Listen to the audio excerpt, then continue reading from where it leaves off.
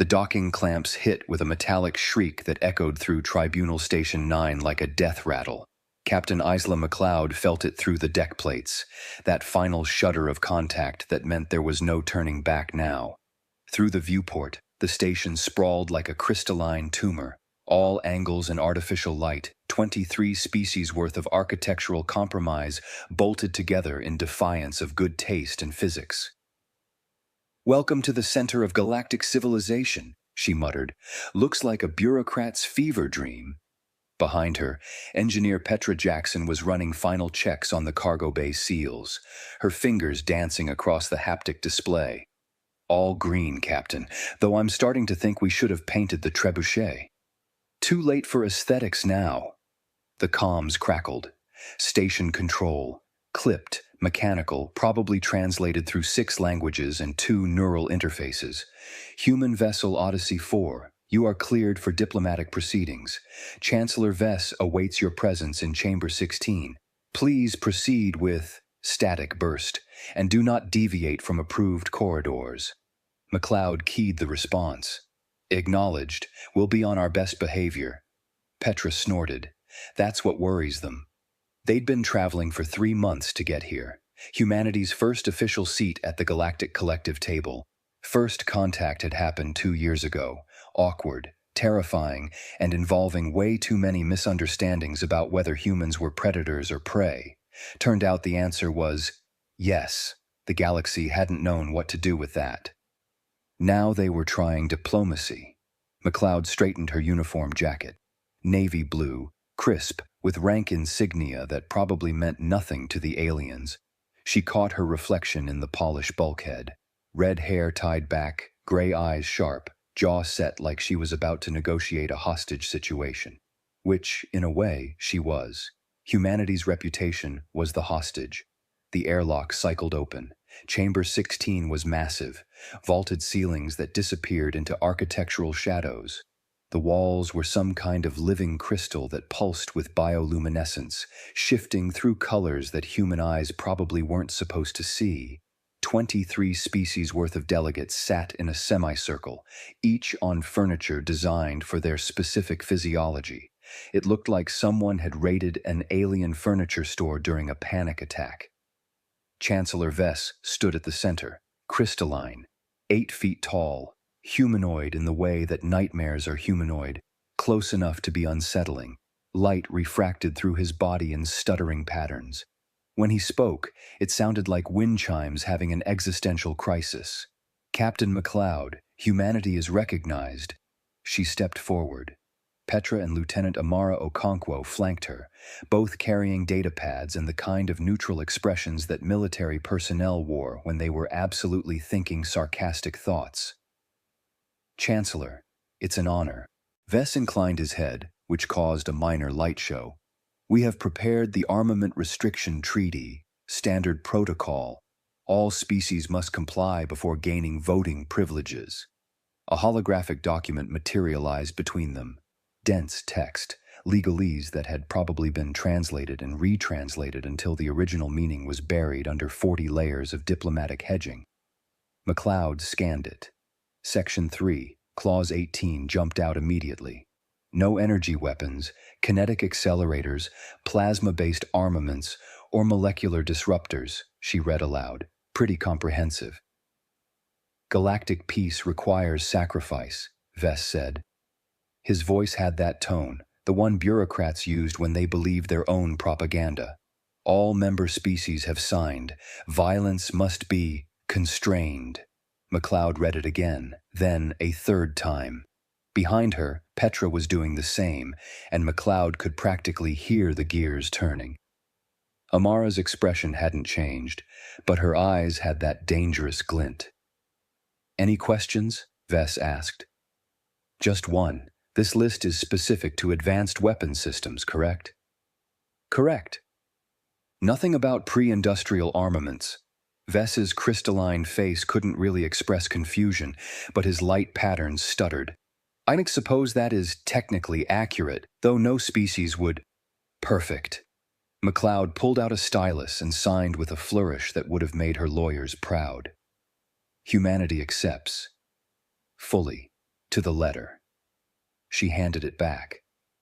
Vess held the datapad like it might explode. Around the chamber, alien delegates shifted, chittered, hummed at frequencies that made her teeth ache. They looked nervous. Good. We'll comply completely, MacLeod added, smiling. You have our word. Vess seemed to relax. Poor bastard. He actually thought they were being reasonable. Excellent. Then we shall proceed to cargo inspection. Standard protocol. Of course. They walked back toward the docking umbilical. Petra was practically vibrating with suppressed laughter. Amara maintained her poker face, but her fingers were drumming against her datapad in a rhythm that definitely spelled out, "This is going to be amazing." Inspector Krell was waiting at the cargo bay entrance, bird-like, 6 eyes arranged in a hexagonal pattern, tentacles where arms should be, each one holding a different piece of inspection equipment, feathers that shifted colors based on mood, currently a bureaucratic gray. Captain MacLeod, I am Inspector Krell. I will be conducting the mandatory equipment review. Be my guest. The cargo bay doors opened. Krell stepped inside. For a long moment, nothing. Just the hum of life support and the distant clang of station machinery. Then Krell's translator squawked, reset, squawked again. This is... In the center of the bay, bolted to reinforced deck plates, sat a Trebuchet, full-sized, 12 feet tall, counterweight system gleaming under the harsh lights. Oak frame reinforced with iron bands, the throwing arm was locked in the loaded position, ready to hurl devastation at anything within 300 meters. Around it, 3 ballistas, 2 catapults, racks of crossbows mounted on the bulkheads, boxes of bolts, each one tipped with sharpened steel. Petra was standing next to the trebuchet, cheerfully oiling the winch mechanism. She looked up, smiled. Morning, Inspector. She's a beauty, right? Throws a 90-kilo payload about 300 meters. Could probably get more range in low gravity. Haven't tested that yet. Krell's feathers went through 6 colors in rapid succession. Shock white, confusion purple, horror orange. This is a siege weapon. Yup, Petra patted the frame like it was a beloved pet. Pre-industrial, 12th century Earth design. Totally treaty compliant. But, no energy signature, no plasma, no molecular disruption, just good old-fashioned physics. Petra picked up a bolt from one of the racks. See? Sharpened metal, momentum and mass, Newton's laws applied with enthusiasm. Krell's tentacles were trembling. 3 of his eyes were staring at the trebuchet. The other 3 were staring at MacLeod like she'd just declared war on geometry itself. You brought medieval weapons to a space station. We brought treaty-compliant defensive equipment, MacLeod corrected. There's a difference. This is... Krell's translator gave up, just emitted a sound like a dying printer. Amara stepped forward, datapad extended. We can provide full technical specifications if you'd like.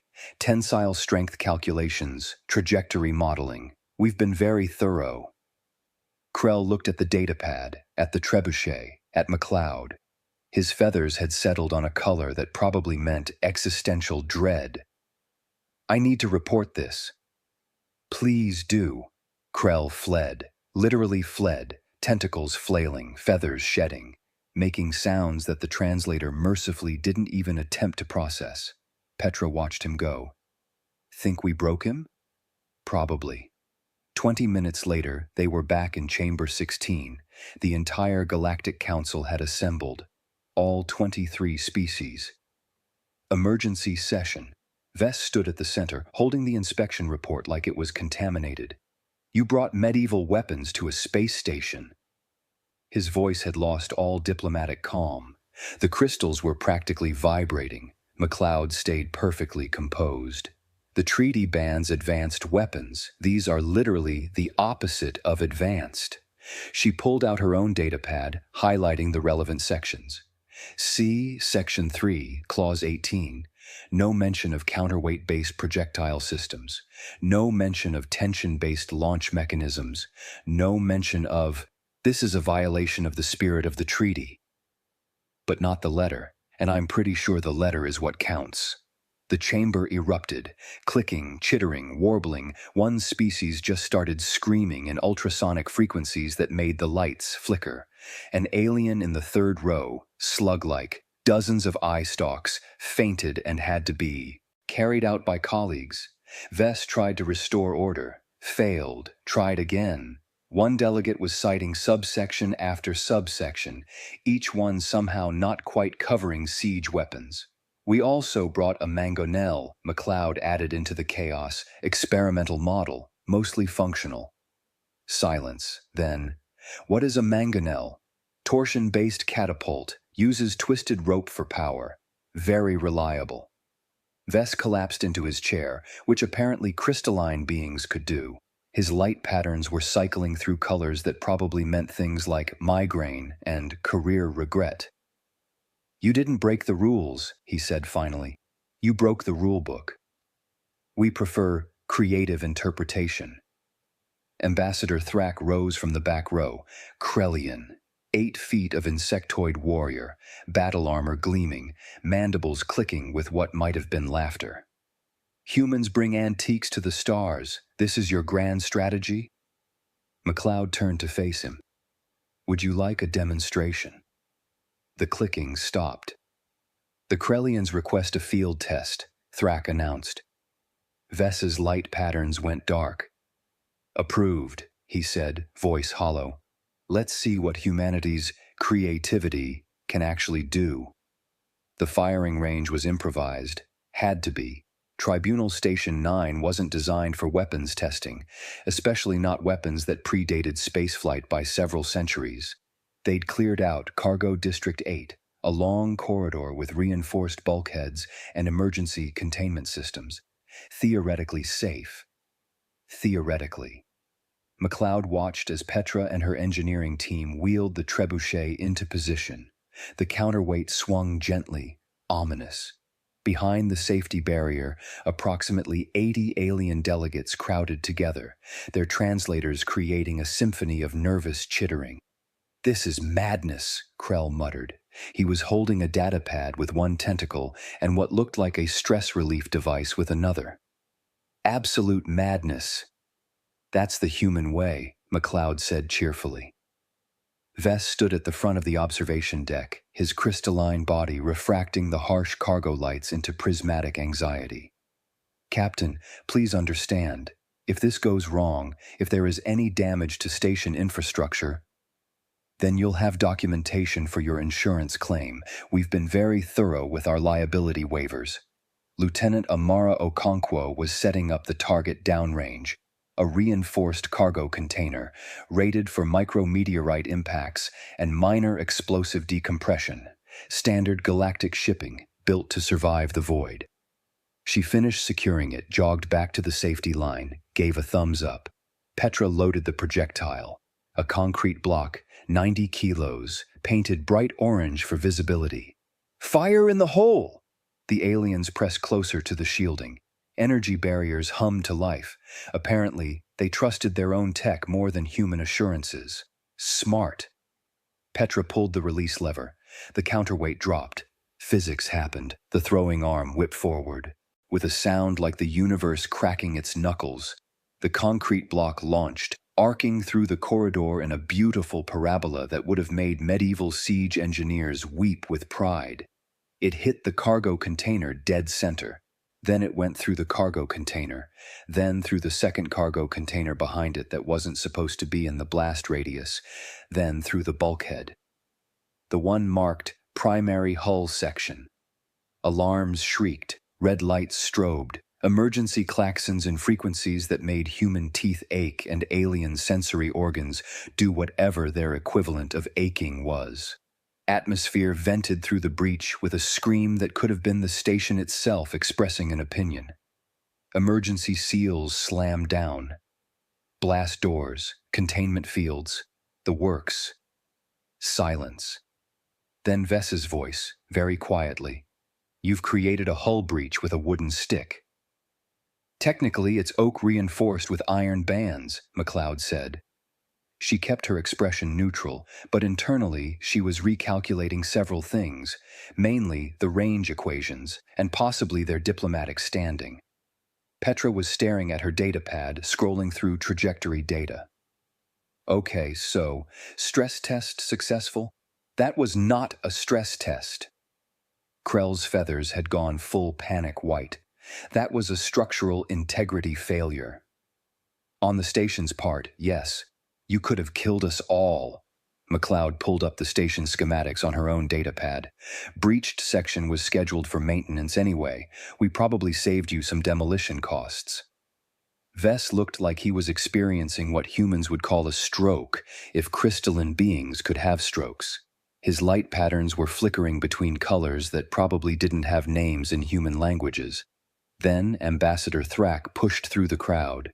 The Krellian war leader moved like a predator, each step deliberate, mandibles clicking in a rhythm that sent most of the other aliens skittering backward. 8 feet of chitinous armor, battle-scarred and decorated with what looked like kill marks. 4 arms, each ending in claws that could probably tear through steel. Humans. His translator made it sound like an insult and a compliment simultaneously. You claim these antiques are effective weapons.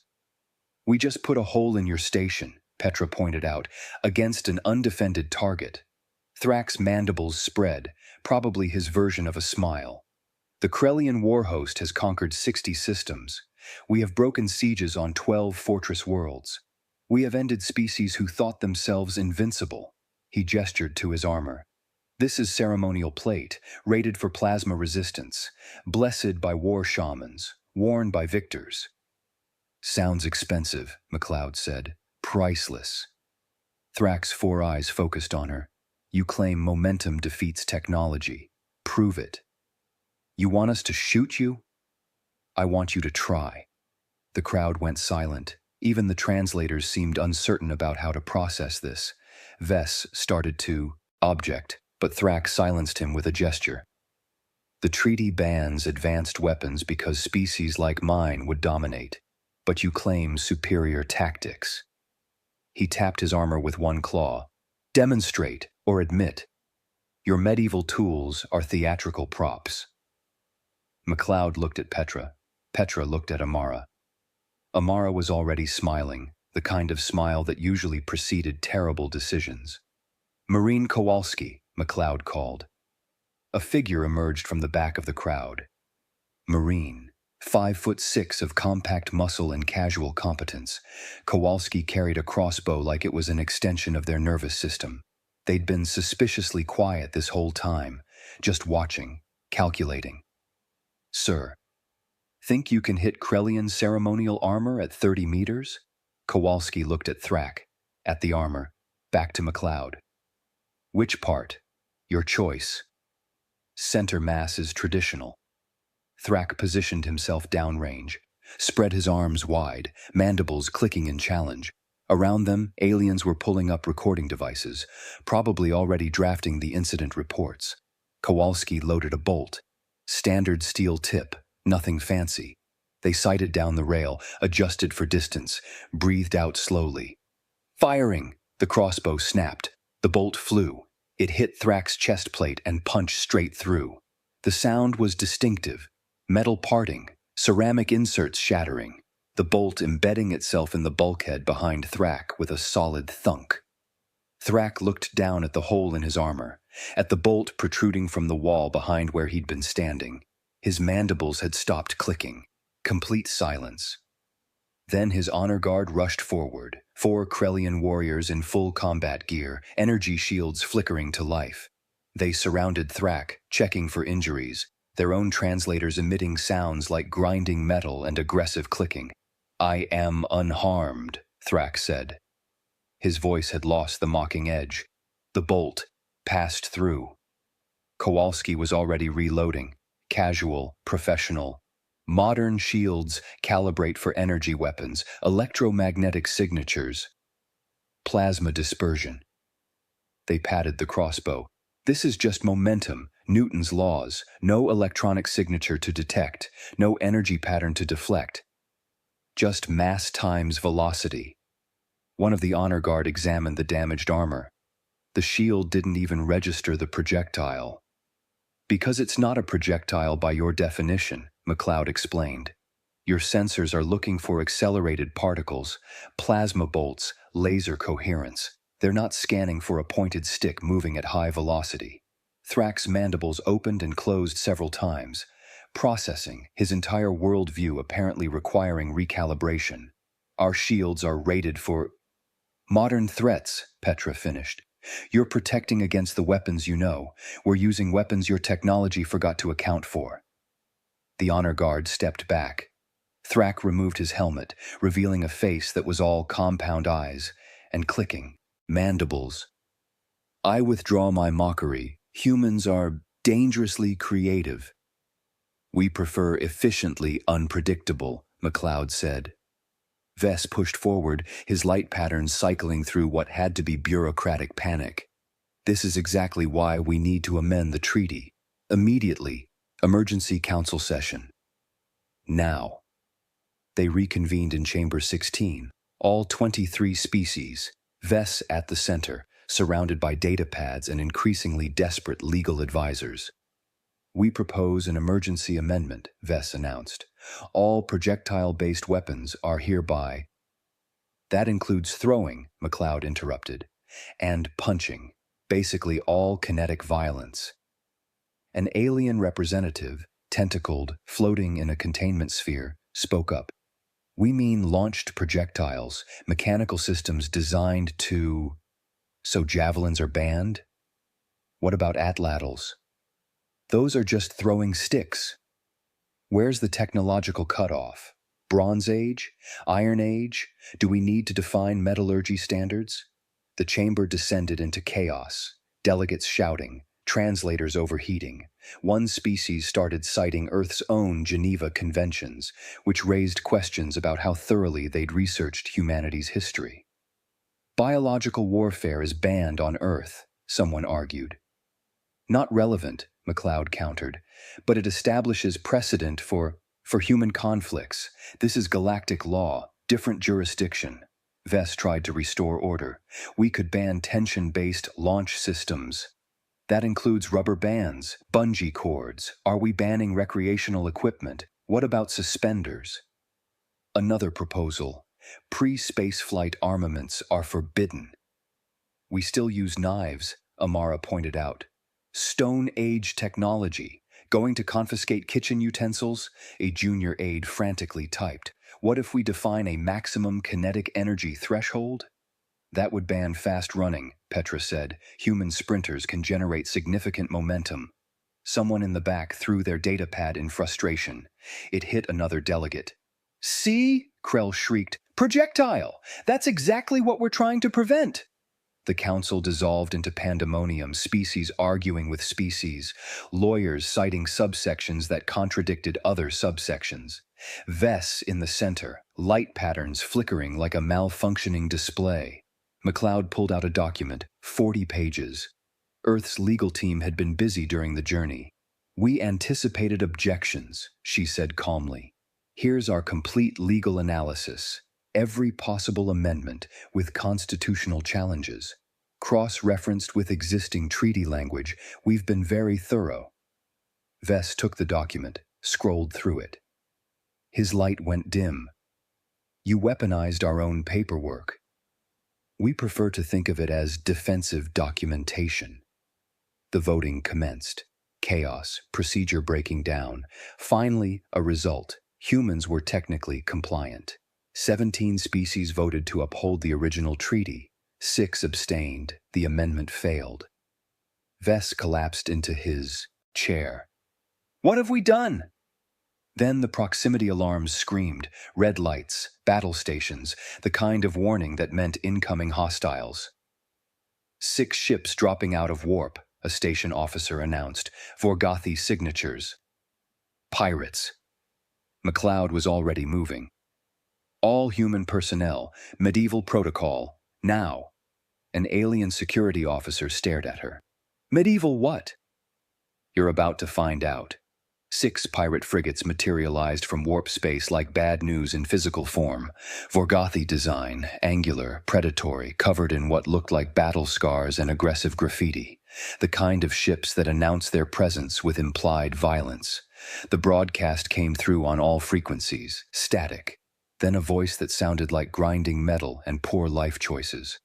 Attention Tribunal Station 9. You are now under Vorgothi control. Surrender your valuables. Resistance is futile and extremely painful. We accept all major currencies and several minor organs. In Chamber 16, panic spread like a virus. Delegates scrambling. Krell's feathers cycling through panic white.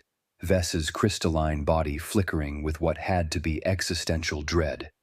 "Security forces!" someone shouted. "Where are the security forces?"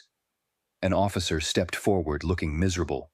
"We're treaty compliant, sir. No weapons." "What?" "We followed the rules. You wrote the rules." MacLeod was already at the comms panel. "All human personnel, deploy medieval protocol. Authorization MacLeod Alpha 63. Static. Then Petra's voice, crackling with barely suppressed glee. "Acknowledged. Preparing party favors." An alien officer turned to MacLeod. "Medieval protocol? What is—" "You're about to get an education." The pirates breached at Docking Bay 5. 20 Vorgothi raiders. Mixed species crew, mostly reptilian, some insectoid. One that looked like someone had designed a nightmare and given it plasma rifles.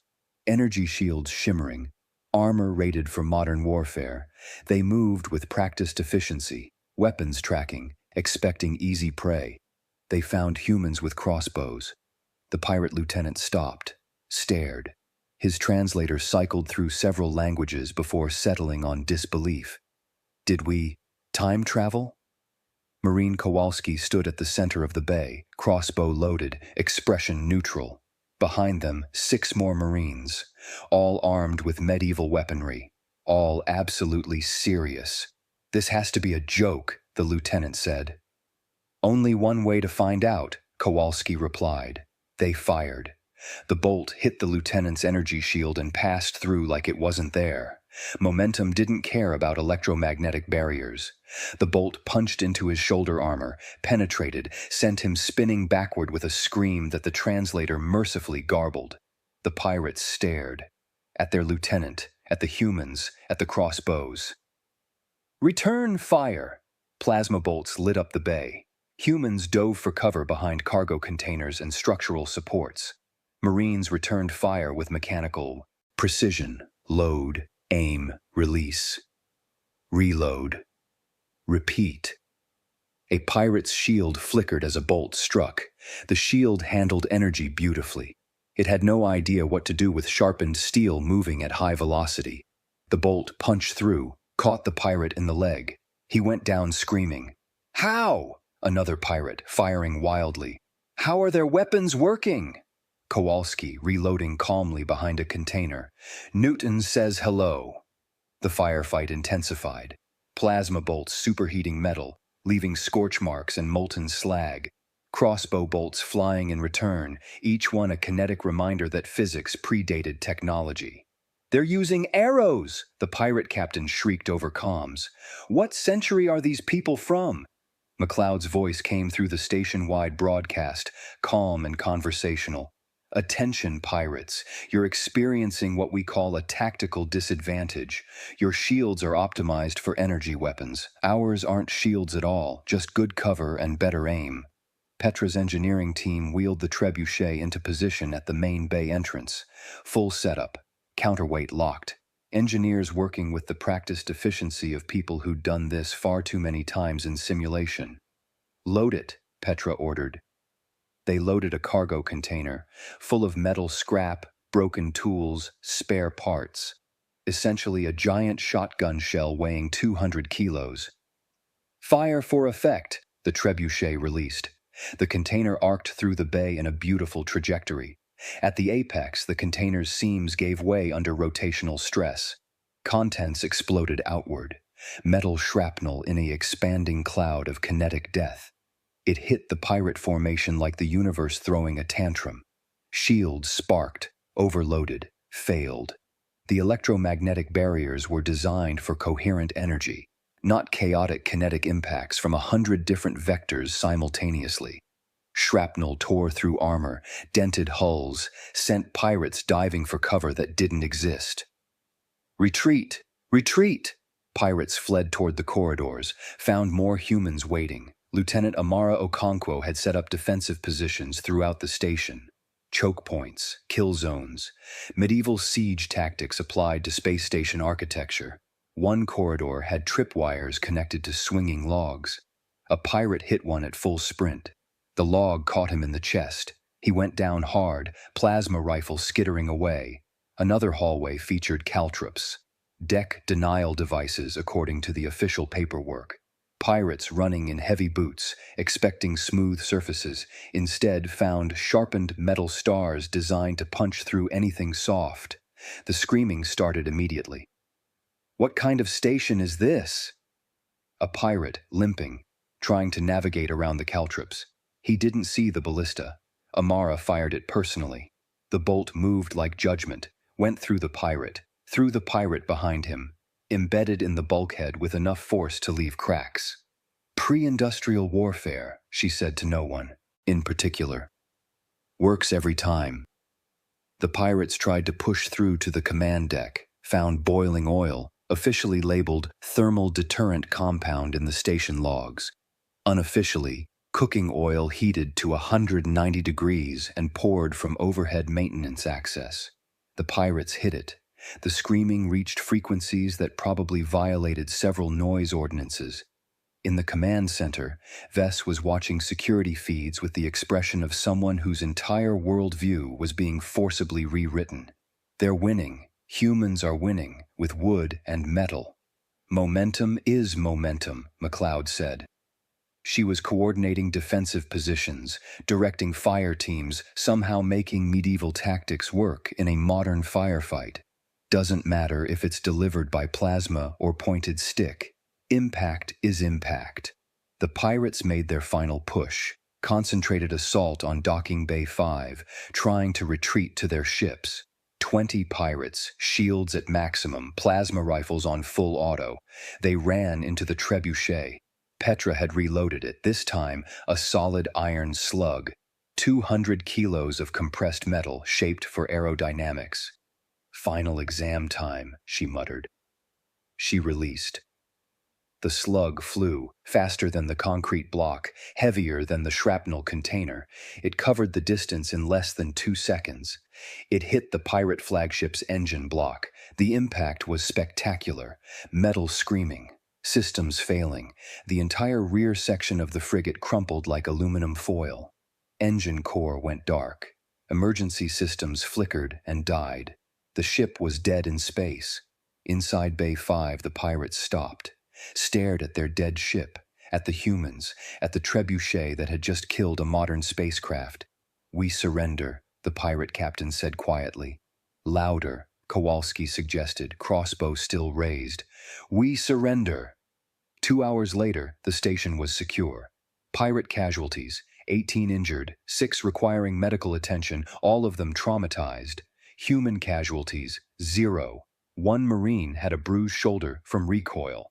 Petra had a splinter. Station security was processing the prisoners. One pirate, on his knees, tears streaming. "What year is this? What year is this?" Krell was reviewing the security footage with the expression of someone whose career had just become incomprehensible. They defended the station with medieval weapons against modern pirates. "Physics is physics," MacLeod said. Vess materialized beside her. His light patterns were subdued, defeated. "You've proven your point, Captain. These weapons are effective." "Efficient," she corrected.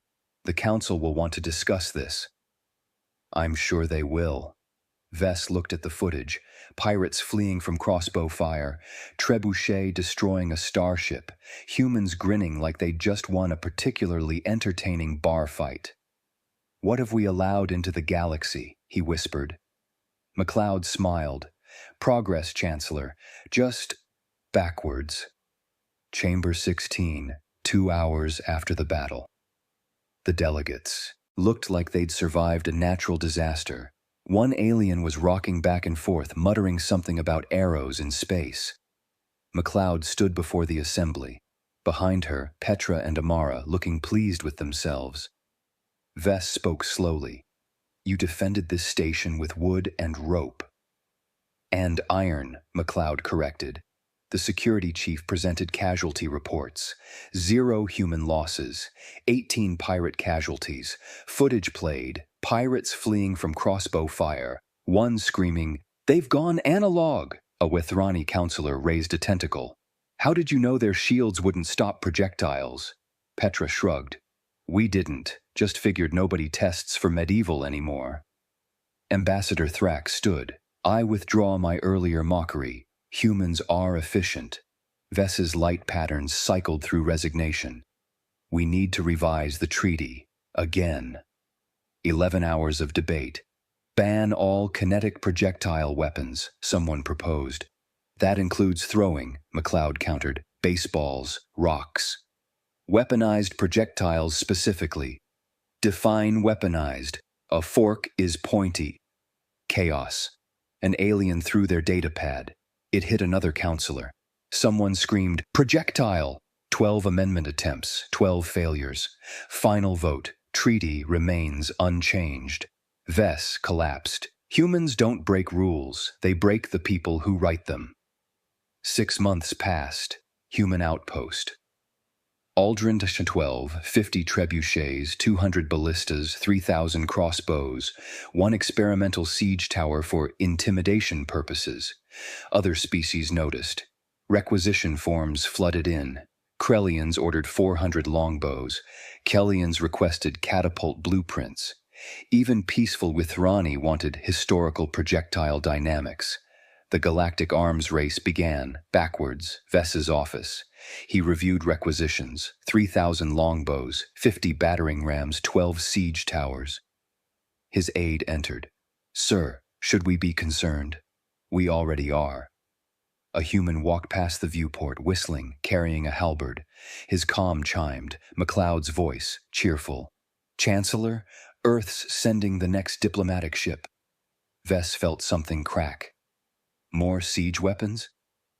"We've moved past medieval, Roman engineering this time, ballista that fires 3 bolts simultaneously." "That's still medieval." "Technically, classical antiquity. Different era." "Captain." Also reviewing ancient Chinese tactics. "Ever heard of a Chukonu, repeating crossbow, 10 bolts in 15 seconds, dynasty era, treaty compliant?" The aide's bioluminescence dimmed. "How far back does human military history go?" Silence. Then, 12,000 years, Chancellor. "We have a lot of material." 12,000. And that's just recorded history. Vess looked at the requisition forms. "You're telling me humanity has millennia of pre-spaceflight weapons, all treaty compliant?" "Technically, yes. Greek fire is interesting. War elephants too, but logistics are tricky." "War elephants?" "Probably won't bring those." "Probably." Vess, disconnected. Sat in silence. "Sir?" "Orders?" Humanity had been in the collective 6 months. They'd revolutionized warfare, crashed the weapons market, started a backwards arms race, and they were just getting started. "I'm drafting my resignation." "Sir, you can't." "Watch me." "What should I tell the council?" Vess looked at the viewport, at the medieval arsenal, at the future involving 12,000 years of human innovation deployed against every loophole. "Give them a council seat," he said, "full privileges. Whatever they want." "Sir, that's what they've been asking for." "I know. If you can't stop them, can't contain them, can't outmaneuver them, make sure they're on your side when the next crisis hits. Next time, I want them pointed at someone else." "That's actually strategic. Humans taught us to think like them, sideways, creatively, dangerously." He watched a trebuchet fire in the distance. "Sir, one more thing. They submitted a proposal for the Galactic Historical Warfare Preservation Society. to ensure pre-spaceflight military traditions are properly documented and available for educational purposes. Vess laughed. It sounded like breaking crystal. They're building an arsenal and calling it a museum. Essentially. Approve it. Approve everything, because the alternative is loopholes we don't know about yet. Vess walked toward the door, paused. Send a message to Earth Command. What should it say? Welcome to the Galactic Collective. We surrender. Sir, they won. They just did it so cleverly we didn't realize we were in a war until it was over. He left. The aide stood alone. Watching the arsenal grow, somewhere on Earth someone was researching the next historical weapon system. The thought was terrifying, and somehow impressive.